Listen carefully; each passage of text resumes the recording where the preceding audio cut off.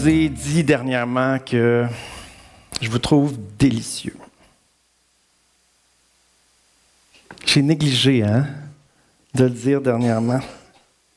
Pourtant, Jésus nous a dit dans Matthieu 5,13, « Vous êtes le sel de la terre. » Puis c'est pas dans le sens du sel pour déglacer nos routes, ce qui est très utile, mais vraiment l'idée d'amener de la saveur dans ce monde. La bonne saveur de Christ à travers nous. Alors, c'est pour ça que ce matin, j'ai apporté du sel. Puis ça, c'est la marmite qui représente notre beau bâtiment qu'on aime, qu'on est fier d'avoir, qu'on est fier d'entretenir, qui est utile. Et ça, c'est la soupe dominicale ce matin que je prépare, la soupe de notre réunion du dimanche qu'on aime. Fait qu'il y a un peu de Marc-André, un peu de Jacob, un peu de Charles, un petit peu de Sarah Emmanuel, de Benoît. Benoît plus... Non.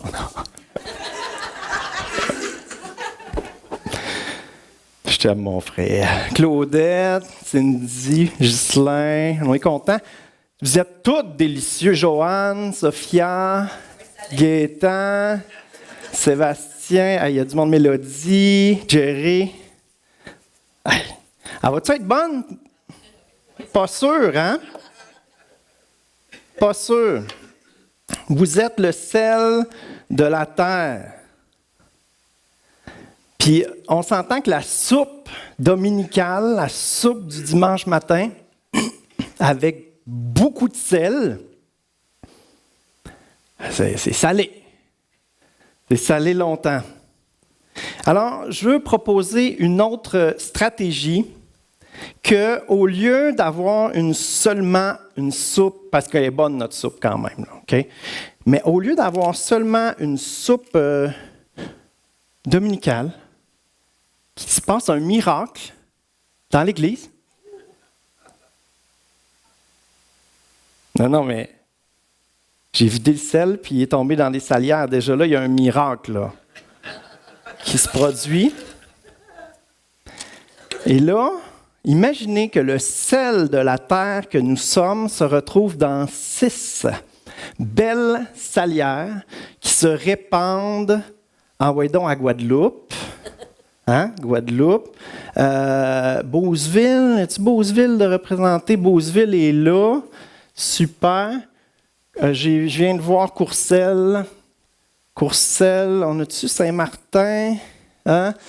Saint-Martin, Saint-Georges, Saint-Gédéon, Saint-Benjamin qui est représenté, Saint-René, Saint-Georges.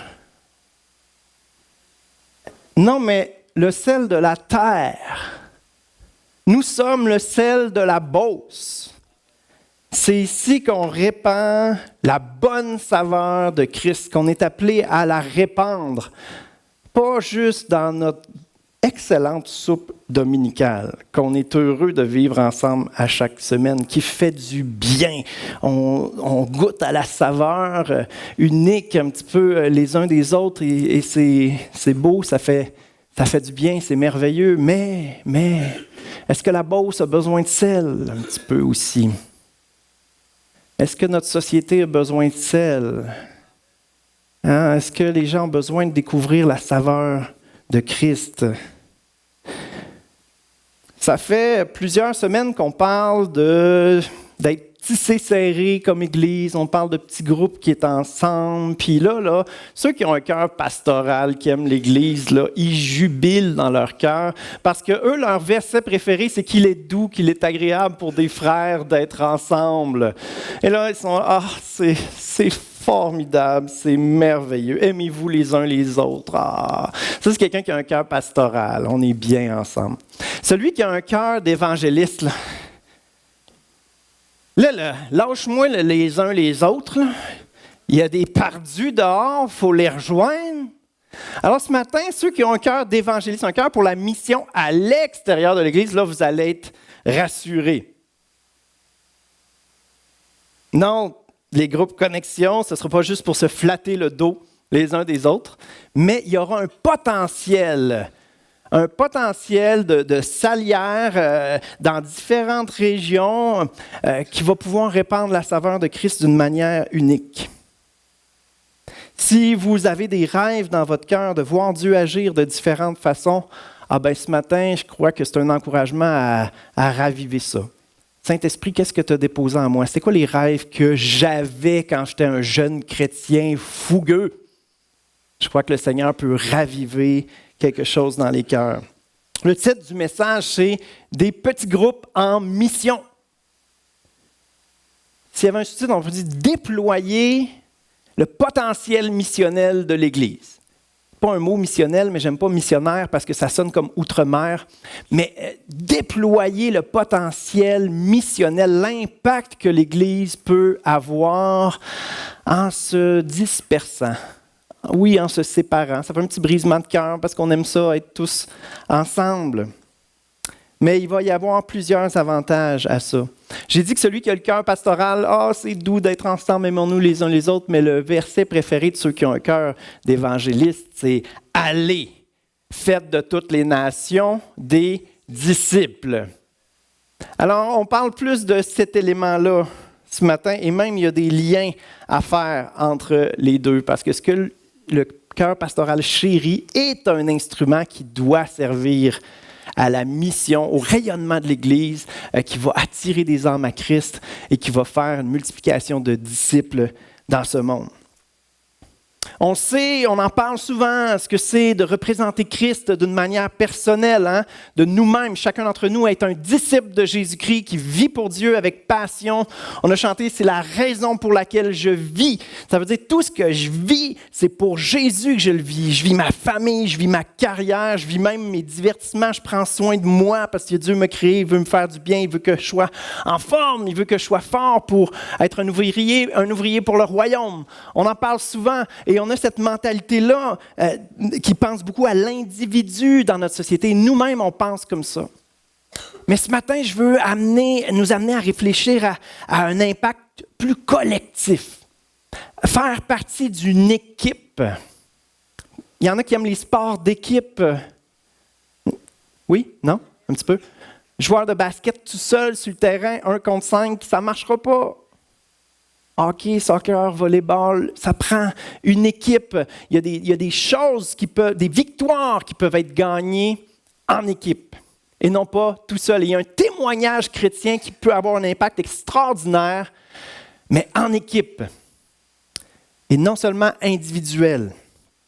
Alors, ça prend une conviction. C'est pour ça qu'on a cette série-là qui dure depuis longtemps pour être convaincu par la parole de Dieu, convaincu par le Saint-Esprit qu'il y a quelque chose qui doit changer, on doit s'ouvrir à une autre façon de vivre l'Église. Parce qu'il y a des choses qui nous échappent si on fait les choses toujours de la même façon. Il y a des choses qui sont dans la Bible qu'on n'arrive pas à vivre pleinement. Les 47 les uns les autres. Le premier message, pourquoi cette série de s'est serrée? Dans les 47 les uns les autres, il n'y en a pas tant que ça qu'on est capable de vivre vraiment bien dans notre soupe dominicale du dimanche matin. C'est limité. Il y a beaucoup d'éléments dans la Bible qu'il faut se mettre à réfléchir, à savoir comment on peut vivre ça mieux.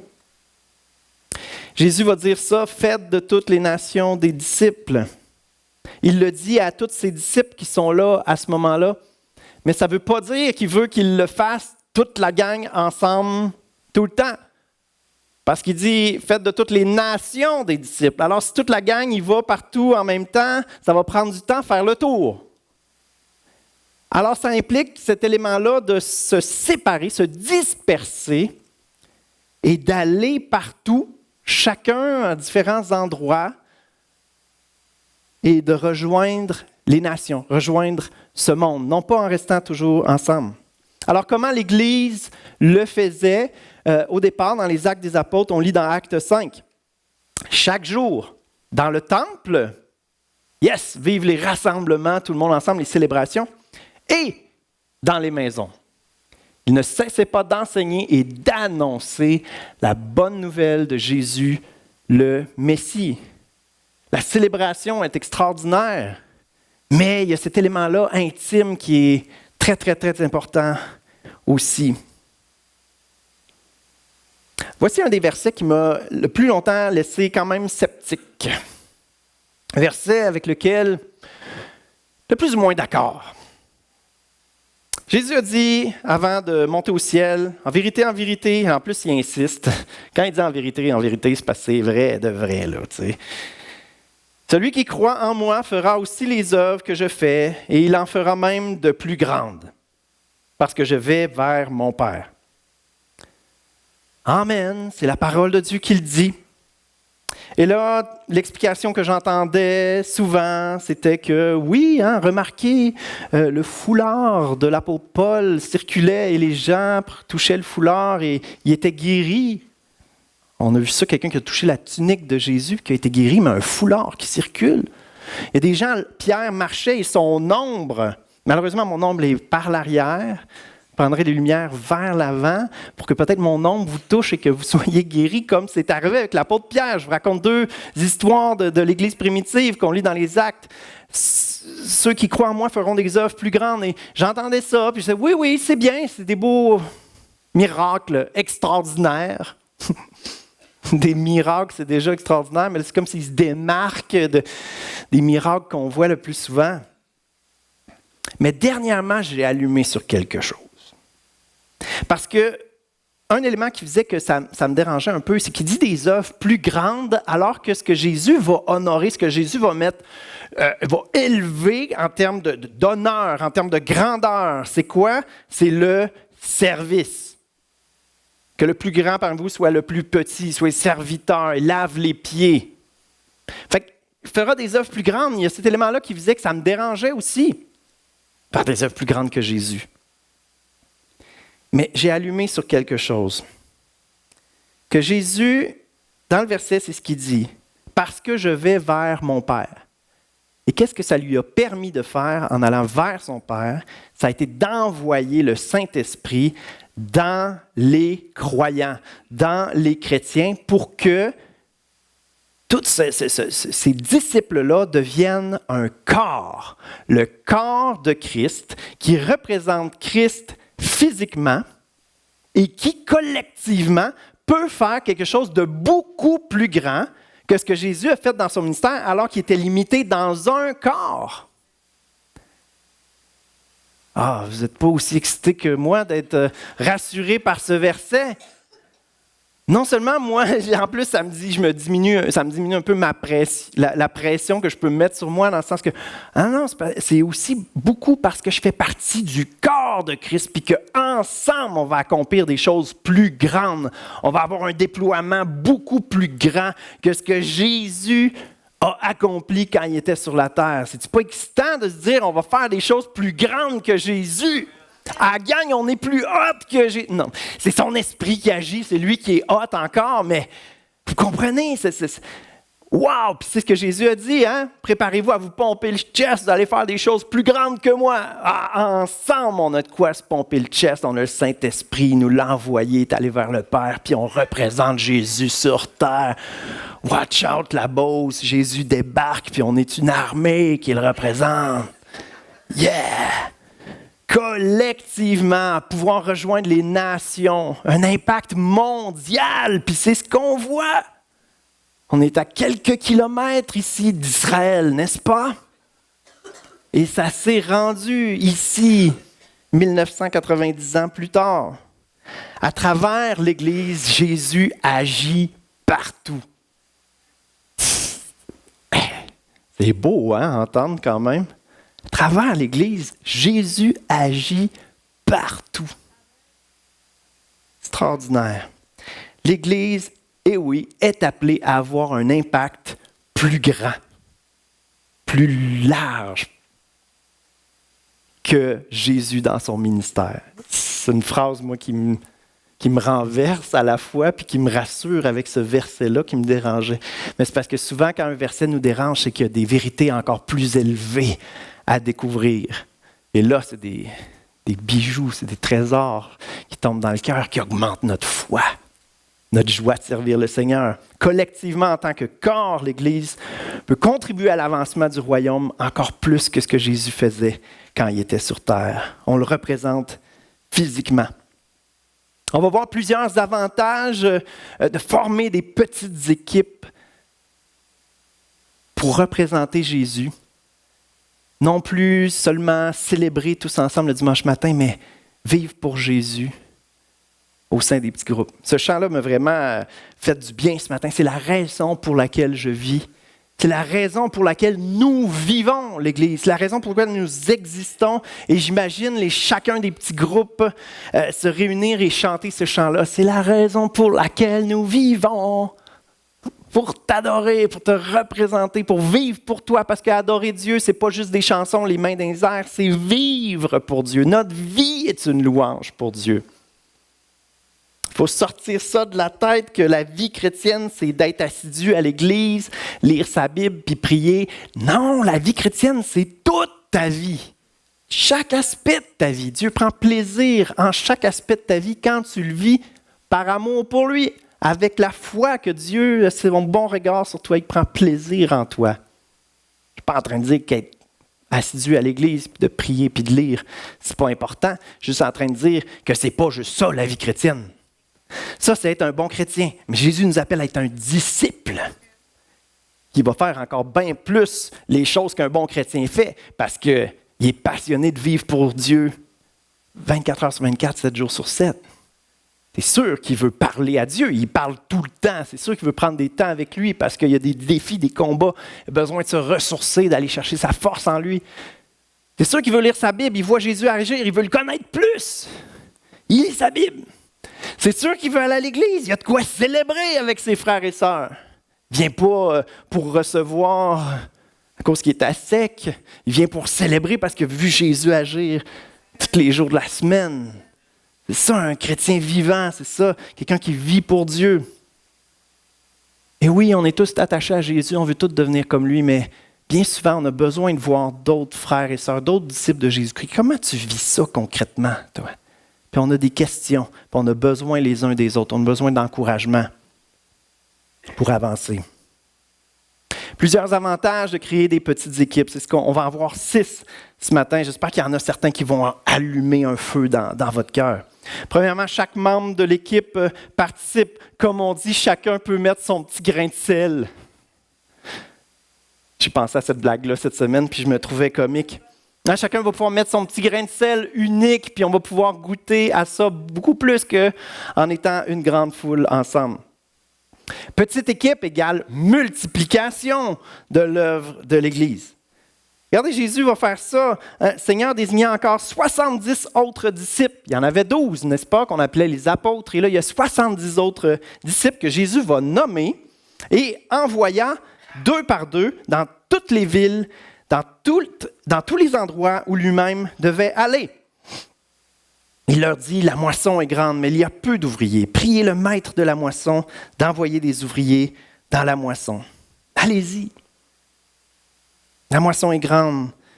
Il y a beaucoup d'âmes qui ont besoin de découvrir Jésus, qui ont besoin de voir Jésus, se rappeler qu'ils ont besoin de Jésus, se rappeler que c'est la meilleure chose qui peut leur arriver, d'accueillir Jésus dans leur vie, puis de vivre une vie pleine, une vie riche, alors qu'on vit pour Dieu, qu'on vit la vraie vie, une vie pleine de sa vie. La moisson est grande, les besoins sont grands. À la gang, à 70, ensemble, 82 même, 83 avec Jésus, il aurait pu accomplir des choses impressionnantes. Go gang, on débarque à l'hôpital Laval. Ça aurait été spectaculaire, extraordinaire, ça aurait fait les nouvelles. Effectivement, extraordinaire. Pourquoi il ne fait pas ça? Pourquoi il en envoie 2 par 2? Parce que ce qui est tape à l'œil, ce qui est impressionnant, va beaucoup moins changer les vies que ce qui est personnel. Quand il y a quelque chose d'intime, de personnel qui se passe, les cœurs sont touchés. Quand les gens voient des yeux brillants d'amour pour le Seigneur, quand les gens voient quelqu'un qui leur ressemble, qui vit vraiment pour Jésus au quotidien, ça saisit. Ça fait dire, voyons, je peux-tu vivre ça moi aussi? Tandis que quelque chose de spectaculaire, c'est un beau show, c'est impressionnant. Mais Jésus, qu'est-ce qu'il a voulu faire? Du monde impressionné ou des disciples? Jésus a voulu faire des disciples. Et c'est le troisième avantage. Ça rend humain le témoignage chrétien. Pour prendre une expression, ça met un visage sur ce qu'est un chrétien. Cette approche personnelle-là, ce rapprochement-là. Si la vie de l'Église se limite à organiser de gros événements, qu'est-ce que ça crée? Ça crée des adhérents.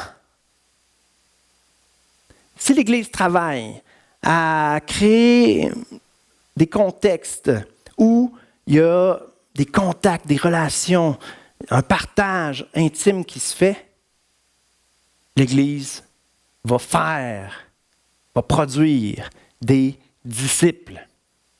C'est ce que Jésus a voulu. Faites de toute la nation des adhérents. En créant de beaux événements, en faisant des choses impressionnantes, les gens vont être « Oh, je veux faire partie, je veux m'intéresser à ça, c'est un beau spectacle. Wow, ça me fait du bien de voir ça. » Ce n'est pas des adhérents que Jésus veut, c'est des disciples qui personnellement suivent Jésus, qui s'inspirent, qui s'encouragent les uns les autres, qui vivent des défis, des combats dans lesquels Jésus fait la différence concrètement. Des disciples, c'est des apprenants. On suit le maître. Regarde, moi je fais de mon mieux pour vivre comme Jésus. Regarde, des fois c'est difficile. Des fois ça ne marche pas parfaitement, pas parce que lui n'est pas parfait. Écoute, lâche pas, relève-toi, moi aussi. Moi aussi j'ai déjà chuté. Regarde, avant j'étais comme ça, mais Jésus il fait une œuvre dans ma vie. Les gens ne peuvent pas voir ça si on n'est pas proche. Alors, si c'est quelque chose d'impressionnant, à la longue, ça ne devient plus quelque chose de le fun puis d'intéressant. Ça devient quelque chose d'inaccessible. Moi, je ne pourrais jamais atteindre ce standard-là. Ça devient quelque chose de complexant. Il faut être parfait pour être chrétien. Quand c'est quelque chose de distant, quand c'est quelque chose de grandiose, une foule, c'est ça qui se produit. Alors que quand c'est quelque chose de personnel, il y a une œuvre qui se produit dans le cœur. Ça marche, les gros événements, il y a des fruits, il y a des belles choses qui se produisent. Mais, est-ce que Dieu ne voudrait pas agir aussi, pour ne pas dire principalement d'une autre façon? Est-ce que nos grandes réunions ensemble, ça devrait être une célébration de ce que Dieu fait les 6 autres jours? Et non pas une station-service où on tank une fois par semaine pour survivre les 6 autres jours. Des disciples, ça ne se forme pas comme on produit des choses dans une usine. Des disciples, ça se forme à travers des relations personnelles, proches, d'égal à égal, vulnérables, humaines.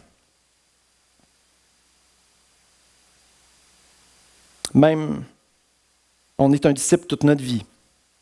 On ne parle pas juste de bébés croyants qui ont besoin de ça. Toute notre vie, on a besoin d'être entouré. Ça va prendre du courage, on le dit souvent. Ça va prendre du courage. C'est pas vrai que ça va se faire tout seul. C'est pas vrai que ça n'affectera pas un petit peu notre confort. Mais faisons attention. Le courage, il ne viendra pas naturellement de nous-mêmes. Le courage, il vient surtout quand on regarde à Dieu. Quand on est convaincu que c'est ça qu'il nous dit de faire dans sa parole. On obéit. Aveuglement au pire, même si on ne le sent pas, même si on n'a pas le courage. Le courage, il vient quand on rêve aux résultats que ça peut donner. On s'en va vers là, on le sait, le potentiel pour notre propre vie, mais aussi pour un impact de salation de la Beauce. Un impact de la saveur de Christ qui se répand. Si on a ça, si on porte ces rêves-là dans nos cœurs, ça s'appelle la foi. La foi que Dieu va agir. Parce qu'on obéit simplement à ce que la Bible dit. Ça demande du courage, c'est certain. Mais imaginez, 2 par 2, ils partent. Ça a dû demander du courage. Mais regardez ce qui se passe quand ils reviennent. Luc 10, versets 17 à 19. Les 70 revinrent, tout joyeux, et dirent, « Seigneur, même les démons nous sont soumis en ton nom. » Jésus leur dit, « Je regardais Satan tomber du ciel comme l'éclair. Voici, je vous ai donné le pouvoir de marcher sur les serpents et les scorpions et sur toute la puissance de l'ennemi. Et rien ne pourra vous nuire. » Wow! Des petites équipes, ça fait une équipe efficace. Je ne veux pas critiquer une grosse organisation. Mais une grosse organisation, c'est plus compliqué. Surtout un gars comme moi qui aime les choses simples, relationnelles. C'est pas ma force, l'organisation, l'administration, tout ça. Tellement de détails à penser. Quelqu'un veut lancer un nouveau ministère. Attends un peu, là. Attends un peu. Il y a telle autre personne qui s'en occupe. On ne voudrait pas la brusquer. Il y a certains détails à penser. Ça va-tu engendrer des frais? Oh, il faut valider avec le CA. Il y a plein de détails. Puis, je ne suis pas bon pour en parler parce que j'y pense même pas à ces détails-là. Mais je sais qu'il y en a qui travaillent à ce que les détails soient respectés. Ils sont importants, ces détails-là. Allez, faites de toutes les nations des disciples. Attends un peu, là. Il faut s'organiser un minimum pour faire les choses de façon constructive, parce que quand on agit comme des poules pas de tête, ça donne des résultats parfois destructeurs, là. Quand c'est gros, c'est plus compliqué. Mais, des petits groupes, tu veux organiser quelque chose? Un messenger de groupe, 2, 3 appels, go, on le fait. Zéro compliqué. Alléluia. Super, simple, efficace. Il y a une opportunité qui se présente, on a le goût de le faire, on le fait. Ceux qui peuvent participer sont là. Pas compliqué. La simplicité. Vive la simplicité. Et on a besoin de ça. Quand on lit les actes, ça avait de l'air simple, naturel. Ne demandez pas tant d'efforts, d'organisation. C'est merveilleux, nos grandes célébrations. Mais on a besoin d'un petit peu plus d'efficacité, d'être capable de déployer les forces là, de façon plus simple. Une chose qui est chère à mon cœur, que je trouve merveilleuse et qui, je crois, va être rassurante pour chaque personne, c'est le fait que chaque groupe va être unique. Parce que chaque groupe est composé d'êtres humains uniques. Et que le joug de Jésus, les tâches qu'il nous donne, la mission qu'il nous donne, n'est pas supposée être pénible, totalement opposée à nos dons, nos capacités, nos moyens. Non, son joug, sa mission est supposée être légère, adaptée. Tu n'as pas les épaules scrap, tu n'es pas en burn-out, épuisé après avoir fait ce que Dieu t'a demandé. C'est pas normal. Souvent, on a fait des choses que Dieu ne nous demandait pas. Mais chaque groupe va être unique et chaque don va avoir l'occasion d'être mis à profit. Alors non, il ne s'imposera pas plein de choses épouvantables sur vous. Chaque groupe va être unique et je veux mettre l'emphase sur le fait que, dans le fond, les missions, l'impact que chaque groupe pourra avoir sera unique. Selon les dons, selon les besoins dans le groupe ou les opportunités qui peuvent se présenter de faire du bien. OK, je ne veux pas qu'on mette la prochaine diapo. La question, c'est quel genre de mission? Qui aime quand on va dans du concret? Surtout avec Pasteur Jean-Math, parce que des fois, il parle un petit peu de concepts là, élevés. Là. OK. Quelle sorte de mission? Pensons à Jésus, premièrement. Quelle sorte de mission Jésus a faite? Il a changé de l'eau en vin pour que le party continue et que le couple ne soit pas dans la honte. Il a guéri des malades, multiplié de la nourriture, il visitait les gens, relevait les personnes qui étaient écrasées par la société, libérait les captifs. Dans la Bible, on voit une reconstruction de murailles, du temple. On voit Joseph qui va pourvoir là, à ce que survivent là, des peuples environnants à une famine. Quel genre de mission? On a un frère qui a témoigné dernièrement, qui a ramassé les feuilles chez son voisin. Puis là, imaginez qu'il était dans un petit groupe. Fait que là, il voit le besoin, puis il écrit à son petit groupe « Hey, on se rencontre demain soir. Si vous pouvez arriver plus tôt, on va râteler les feuilles de mon voisin en même temps. Puis, Brigitte va faire de la soupe. Bien meilleure que celle du pasteur. Pas une soupe aux feuilles. À la courge, parce qu'elle avait un jardin là, cet été, puis elle en a gardé, puis elle était écœurante. Ça va-tu être simple, pas à peu près? Puis non seulement le témoignage, ça aura été le témoignage d'un voisin qui aime Jésus, qui fait du bien, ça va être le témoignage de des gens de toutes sortes d'âges, de différentes nations qui se mobilisent ensemble pour faire de quoi de bien. Qu'est-ce que c'est ça? C'est pas normal. Et ça va être un témoignage pour le voisin, pour le voisinage. Ça va se parler. On dit que tout se sait en Beauce.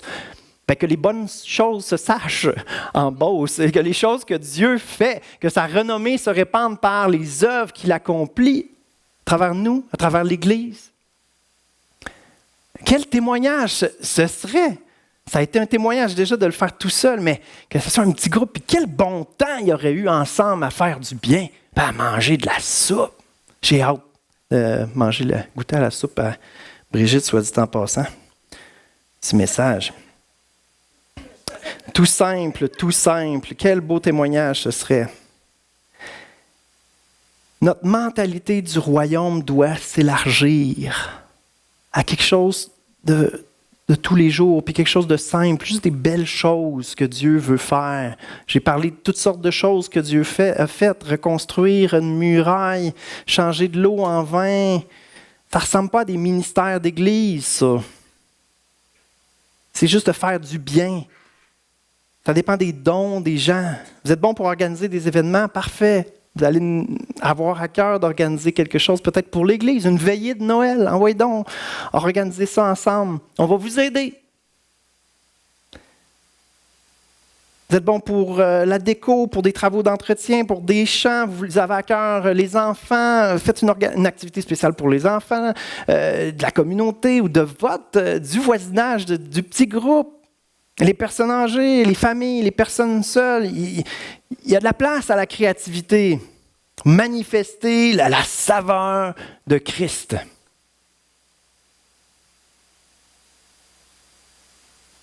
Vous avez à cœur de préparer de la nourriture, des cadeaux. En effet, le royaume de Dieu, ce n'est pas le manger et le boire, bien que la soupe soit le fun. C'est le fun de la manger ensemble. Hein? Mais de la justice, la paix et la joie par le Saint-Esprit. Je veux insister encore une fois, parce que je pense que ça prend un changement de mentalité dans l'Église. Le royaume des dieux, c'est la lecture de la Bible, la prière et l'assiduité à l'Église par le Saint-Esprit. Est-ce que c'est ce qui est écrit? Non. Puis la justice sociale, ce n'est pas le palais de justice. La justice, quand il est question de justice, il est question de faire aider la veuve, l'orphelin. La justice, c'est de faire du bien aux pauvres. C'est un rétablissement des richesses. Quelqu'un, son don, c'est de servir l'Église qui puisse le faire. Parce que ceux que le don, c'est de faire de l'argent, il en donne pour que celui qui a le don de servir puisse le faire. Avec liberté financière, avec joie. C'est une redistribution des richesses, une péréquation qu'on appelle. La justice sociale, on appelle ça le bien-être social, on appelle ça l'aide humanitaire, l'aide communautaire.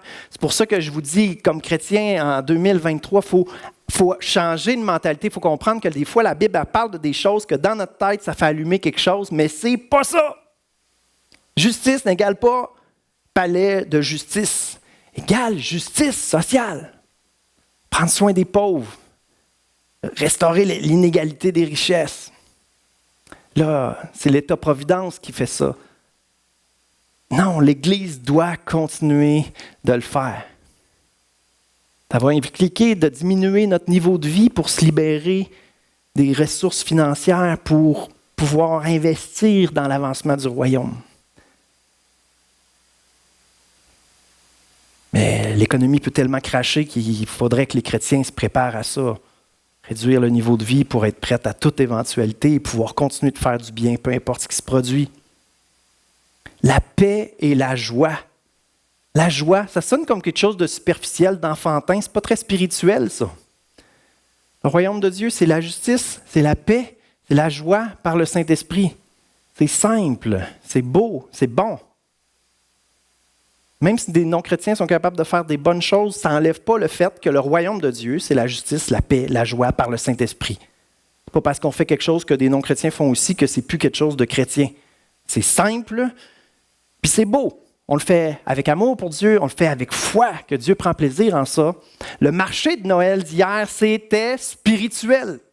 C'était un témoignage d'une église dans laquelle il y a de la vie, de la joie.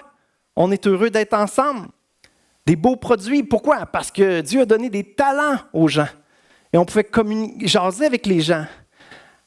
À ceci, tous connaîtront que vous êtes mes disciples, à l'amour que vous avez, la joie d'être ensemble, en toute simplicité. C'était spirituel. C'est pas vrai qu'il y a juste nos célébrations du dimanche qui sont spirituelles. Nos enfants qui jouent en bas, c'est spirituel. Ils connectent ensemble, ils développent des amitiés d'enfants chrétiens. C'est ça qui va les garder. L'influence des pères, c'est tellement important. Ils ont besoin d'amis chrétiens. Comment ça va se développer? En ouvrant la Bible l'un à côté de l'autre, puis en cherchant c'est où Habakkuk. Pas sûr. J'insiste, la lecture de la Bible, la prière, venir à l'Église, c'est extrêmement important. Sauf que on a tellement mis d'emphase là-dessus qu'on ne s'est pas tant rendu compte qu'on négligeait complètement au point de se mettre à mépriser la beauté toute simple du royaume de Dieu, qui est pour ceux qui ressemblent aux enfants, qui ne se posent pas de questions. À cause qu'ils font des belles choses, nous, il ne faut plus faire des belles choses comme eux. On veut se différencier, on est en réaction bien souvent. Quel genre de mission pourront faire les petits groupes? Avez-vous une réponse qui vient à la tête? N'importe quoi de bon. Mais il y aura de la place pour la créativité divine, pour faire du bien selon ce que le Saint-Esprit voudra bien inspirer aux petits groupes, selon les opportunités qui se présenteront, selon les dons. Il va y avoir du travail à faire, mais quand on a quelque chose à cœur, on a vraiment à cœur de le faire, on va le faire. On va le faire ensemble. Quelle douce musique aux oreilles du pasteur. On va vous aider, on va vous soutenir, vous allez développer de l'expérience, vous allez savoir sont où les rallonges d'électricité, la mop dans l'église, ça va devenir votre église. Une extension de chez vous, vous allez être chez vous ici, vous allez être capable de faire plein de choses. Vous allez vivre, c'est quoi? Appartenir à l'église, une église vivante, vous participez à la vie, à ce que Dieu fait, selon les dons qu'il vous a donnés. Selon les dons qu'il vous a donnés. Amen. Les petits groupes pourront faire du bien selon une créativité divine, unique et magnifique. Semant de la paix, de la joie, de la justice par le Saint-Esprit. L'impact de l'Église va être multiplié. Le travail va être beaucoup plus simple, efficace.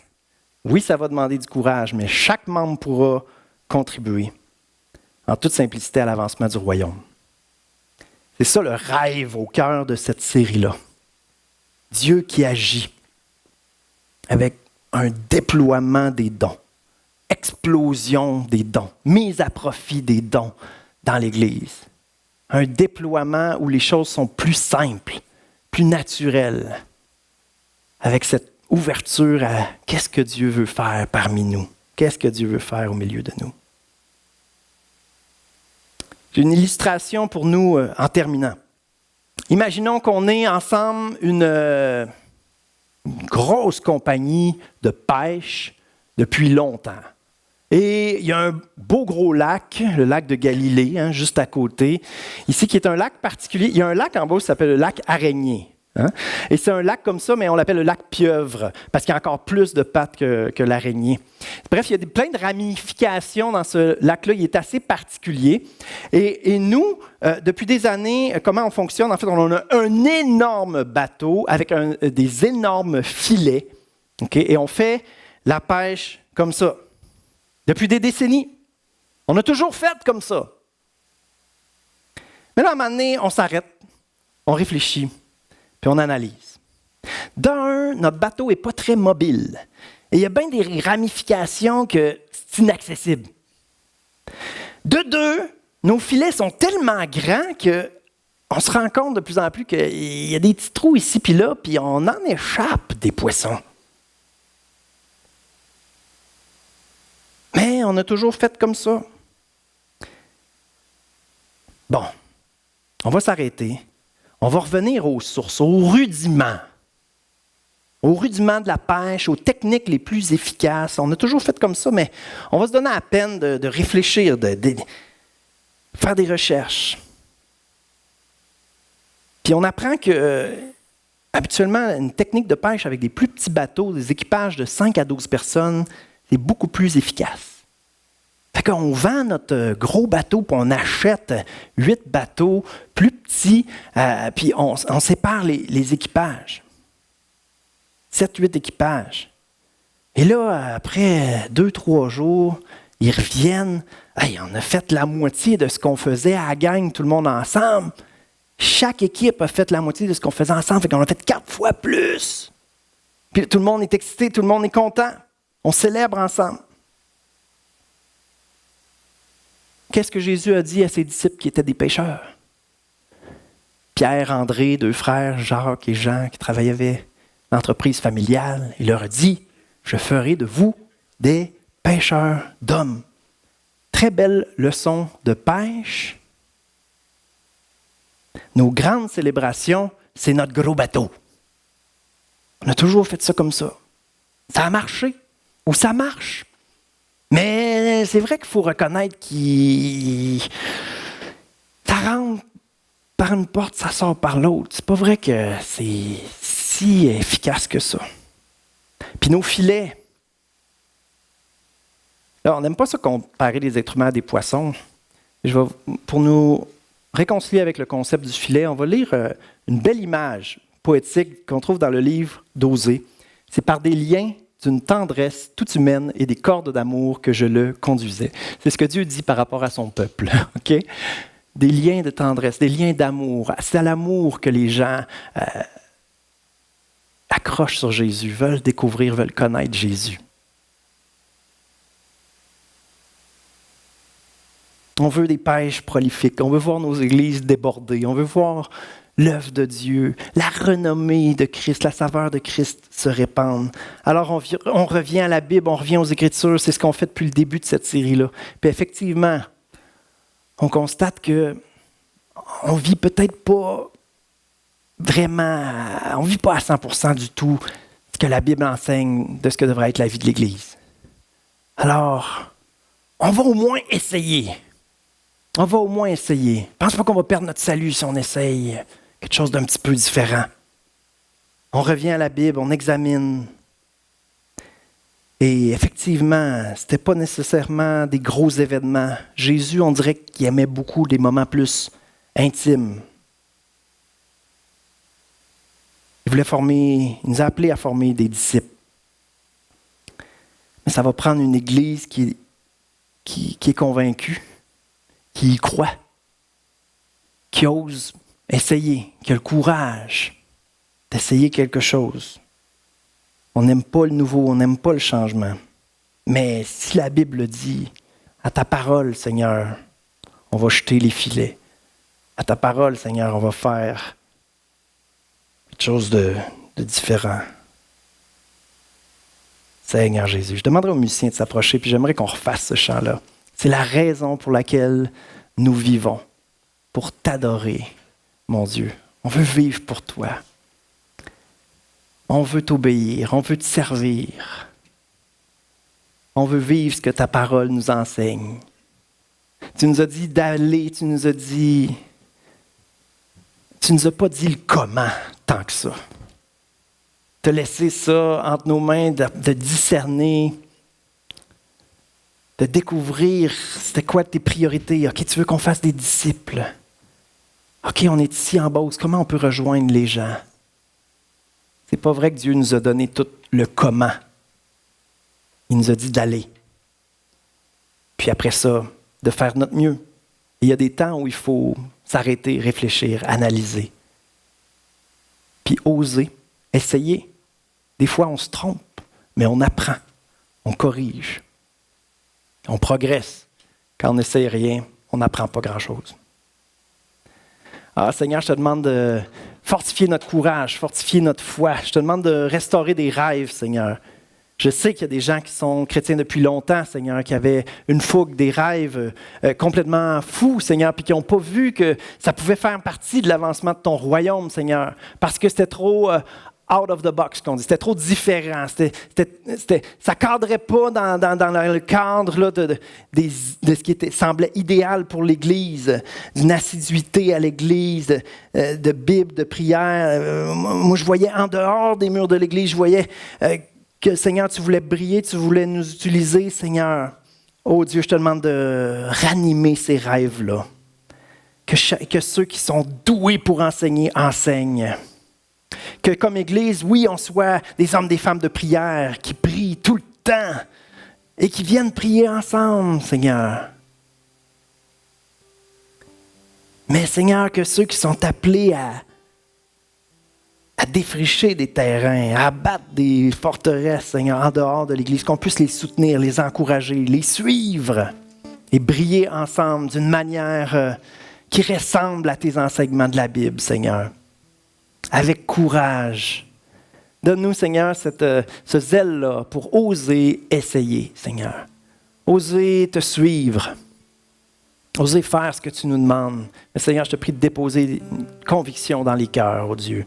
Que ce ne soit pas pour plaire au pasteur, que ce ne soit pas pour se conformer à une mentalité d'église, mais que ce soit en soumission à ta parole, Seigneur, puis avec un vrai sentiment dans le cœur, Seigneur, déposé par ton esprit, que tu veux qu'on participe, Seigneur, qu'on embarque, qu'on croit que tu vas agir, oh Dieu, à travers ça, qu'on croit que tu vas nous utiliser, qu'on croit qu'on a des choses à découvrir à travers nos frères, nos sœurs. Un désir, Seigneur, de vivre notre foi, vivre l'Église simplement, Seigneur, avec des belles relations vraies. Oh Jésus, dépose ce rêve dans notre cœur, Seigneur, et mets ta paix, Saint-Esprit. Alléluia. Alléluia. Donne-nous, Seigneur, d'embarquer pleinement dans tes plans, Seigneur, pour notre assemblée. Donne-nous d'embarquer dans tes stratégies, Seigneur, pour qu'on rejoigne la Beauce, qu'on fasse des œuvres plus grandes, un rayonnement plus large, Seigneur, que ce que toi tu faisais physiquement tout seul, Seigneur. Oh, viens dynamiser, Saint-Esprit, ton Église, afin qu'on représente Christ avec efficacité, Seigneur, selon toute la richesse du royaume de Dieu, Seigneur. Selon la créativité divine, selon les dons uniques dans chaque personne, Seigneur. Qu'aucun don soit dormant, Seigneur. Qu'aucun ouvrier soit spectateur. Qu'aucun soi-disant chrétien soit juste un adhérent à une religion, un adhérent à une église, mais que chacun devienne des membres à part entière, participant à ton œuvre, Seigneur. Alléluia. Je veux te prier, Seigneur, pour ceux qui sont timides, ceux qui sont complexés, ceux qui pensent qu'ils n'ont pas grand-chose à apporter. Et Seigneur, je te prie, oh Dieu, je te prie, Saint-Esprit, de révéler dans leur cœur d'où viennent ces mensonges-là, Seigneur. D'où viennent le fait qu'ils pensent qu'ils ne sont pas capables, qu'ils ne peuvent pas apporter grand-chose. Et Seigneur, on veut que ces mensonges-là soient déracinés complètement des âmes, oh Dieu, et qu'ils puissent recevoir dans le fond de leur cœur que tu crois en eux, que tu as des projets pour eux, que tu as déposé des dons que tu veux voir éclore, oh Dieu. Alors je te prie de fortifier, Seigneur, de remplir de courage, de zèle, de force, pour faire juste un pas à la fois, Seigneur, pour arrêter de regarder les autres comme étant supérieurs, puis inaccessible, inatteignable, mais juste voir qu'on est tous des disciples en apprentissage, Seigneur. Et je te prie de nous faire découvrir ta grâce envers nous pour qu'on apprenne à faire grâce à nos frères et nos sœurs autour de nous. Accueillir les dons de nos frères et de nos sœurs imparfaits, comme nous-mêmes sommes imparfaits. Afin, Seigneur, que ton œuvre puisse avancer librement. Alléluia.